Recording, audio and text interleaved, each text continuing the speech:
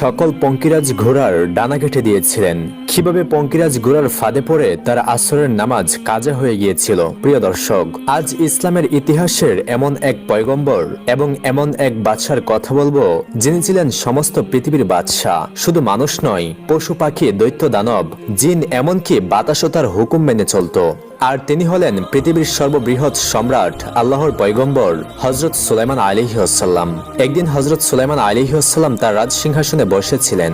এমন সময় রানী বিলকিস সেখানে হাজির হলেন এবং অত্যন্ত আদবের সুরে বললেন, হে আল্লাহর নবী হযরত সুলাইমান আলাইহিসসালাম, আপনি তো প্রায়ই আপনার সিংহাসনে বসে এই পৃথিবীর এক প্রান্ত থেকে অন্য প্রান্তে ভ্রমণ করেন। আপনি যদি আমাকে এই উড়ন্ত সিংহাসনে আরোহণ করিয়ে এই বিশ্বের বিভিন্ন স্থান এবং আল্লাহ পাকের বিচিত্র সৃষ্টি দেখার সুযোগ করে দিতেন, তাহলে আমার জীবন ধন্য হতো।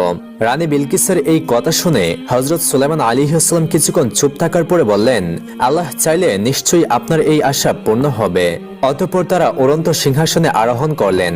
অতঃপর হযরত সুলাইমান আলাইহিসসালাম বাতাসকে বললেন, হে বাতাস, যেখানে আল্লাহ তাআলার সৃষ্টির সবচেয়ে অপরূপ সৌন্দর্য স্থান রয়েছে, আমাদেরকে সেখানে নিয়ে চলো। হযরত সুলাইমান আলাইহিসসালামের এই কথা বলার সাথে সাথে বাতাস ওই উড়ন্ত সিংহাসনকে নিয়ে উড়তে লাগলো। আর এভাবেই উড়তে উড়তে তারা 7 সমুদ্র পার হয়ে গেল। কিছুক্ষণ পর তারা দেখতে পেল সমুদ্রের মাঝে একটি অপরূপ সৌন্দর্যময় দ্বীপ রয়েছে। সুলাইমান আলাইহিসসালাম হুকুম দিলেন, হে বাতাস, এই দ্বীপে আমাদেরকে নামিয়ে দাও। সুলাইমান আলাইহিসসালামের হুকুম পাওয়া মাত্র বাতাস তাদেরকে সেখানে নামিয়ে দিল। হযরত সুলাইমান আলাইহিসসালাম ও রানী বিলকিস সেই দ্বীপের সৌন্দর্যময় দৃশ্য উপভোগ করছেন। রানী বিলকিস দেখলেন সেখানে সুন্দর সুন্দর পাখি, নাম না জানা কত প্রাণী অপরূপ সৌন্দর্যময় সমুদ্রের মাছ ঘুরে বেড়াচ্ছে। এটা দেখে রানী বিলকিস বলল, হে আমার প্রতিপালক, হে আমার আল্লাহ, কত সুন্দর তোমার সৃষ্টি এই পৃথিবী, না জানি কত সুন্দর তুমি। রানী বিলকিসের এই কথা বলা শেষ হতে না হতেই হযরত সুলাইমান আলাইহিসসালাম গভীরভাবে লক্ষ্য করে দেখলেন যে তাদের দ্রুত গতিতে উড়ে যাচ্ছে। তাদের অপরূপ সৌন্দর্য, সুন্দর আকৃতি দেখে হযরত সুলাইমান আলাইহিসসালামের খুব ভালো লেগে গেল। তাই ওই ঘোড়াগুলোকে দেখার জন্য তিনি এক দৃষ্টিতে তাকিয়ে রইলেন। কিন্তু তাদের দিকে তাকাতে না তাকাতেই খুব দ্রুত গতিতে সেই পঙ্কিরাজ ঘোড়াগুলো তাদের চোখের আড়াল হয়ে গেল। অতঃপর হযরত সুলাইমান আলাইহিসসালাম রানী বিলকিসকে বললেন, আপনি এখানে একটু অপেক্ষা করুন, আল্লাহর দেওয়া এই অপরূপ সৃষ্টি আমি দেখে আসি। এই কথা বলার পর হযরত সুলাইমান আলাইহিসসালাম তার উড়ন্ত সিংহাসন পেছন যেতে লাগলেন। কিন্তু ওই ঘোড়াগুলির গতি এত দ্রুত ছিল যে তিনি আর তাদের দেখতে পেলেন না। সেই ঘোড়াগুলি কোথায় যেন অদৃশ্য হয়ে গেল। অবশেষে তিনি ব্যর্থ হয়ে রানী বিলকিসের নিকট ফিরে আসলেন। অতঃপর রানী বিলকিস ও হযরত সুলাইমান আলাইহিসসালাম উড়ন্ত সিংহাসন নিয়ে পুনরায় রাজদরবারের দিকে রওনা করলেন। অনেক পথ চলতে চলতে তারা দরবারে এসে পৌঁছালেন। পরের দিন হযরত সুলাইমান আলাইহিসসালাম রাজদরবারের বিশিষ্ট জ্ঞানী-গুণী ব্যক্তিদের নিয়ে আলোচনা করছিলেন।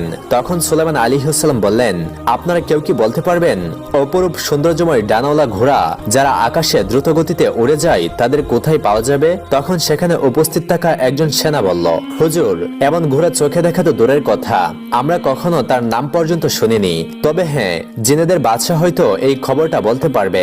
তখন সুলাইমান আলাইহিসসালাম বললেন, যাও, জিনেদের বাদশাকে এখানে ডেকে আনো। বাদশা সুলাইমান আলাইহিসসালামের আদেশে কয়েকজন সৈন্য জিনেদের বাদশাকে খুঁজতে লাগলো। জিনেদের দেখা যায় না, তাই তারা একটা নির্দিষ্ট স্থানে গিয়ে অদৃশ্যমান অবস্থায় বলল, হে জিনের বাদশা, হযরত সুলাইমান আলাইহিসসালাম আপনাকে এখনই তার দরবারে হাজির হতে বলেছে।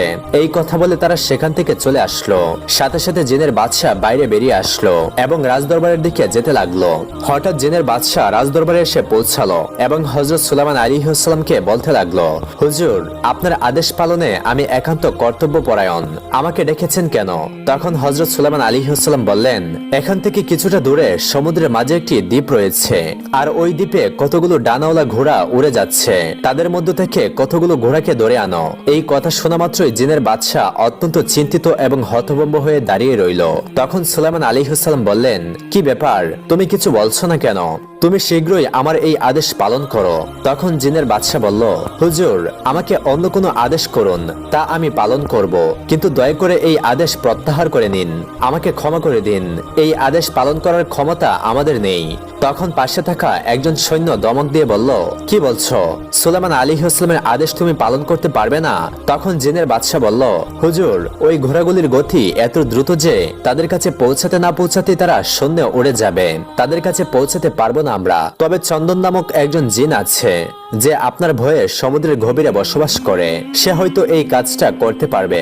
তখন সুলাইমান আলাইহিসসালাম বললেন, যাও তাকে সঙ্গে নিয়ে ওই ঘোড়াগুলিকে ধরে নিয়ে আসো। অতঃপর জিনের বাদশাহ তার কয়েকজন সঙ্গীকে নিয়ে সমুদ্রের কিনারায় হাজির হলো এবং উচ্চস্বরে বলতে লাগলো, হে চন্দন জিন, তাড়াতাড়ি বাইরে আসো। কিন্তু কোনো উত্তর আসলো না। তখন জিনের বাদশাহ চালাকি করে বলল, হে চন্দন, তোমার জন্য একটি সুসংবাদ রয়েছে। তুমি কি এখনো লুকিয়ে আছো? হযরত সুলাইমান আলাইহিসসালাম মৃত্যুবরণ করেছে। এই কথা শোনা মাত্রই সমুদ্রের নিচ থেকে চন্দন জিন আনন্দে আত্মহারা হয়ে উঠল। সে খুব আনন্দ করতে করতে তার কয়েকজন সঙ্গী সাথী সহ সমুদ্রের নিচ থেকে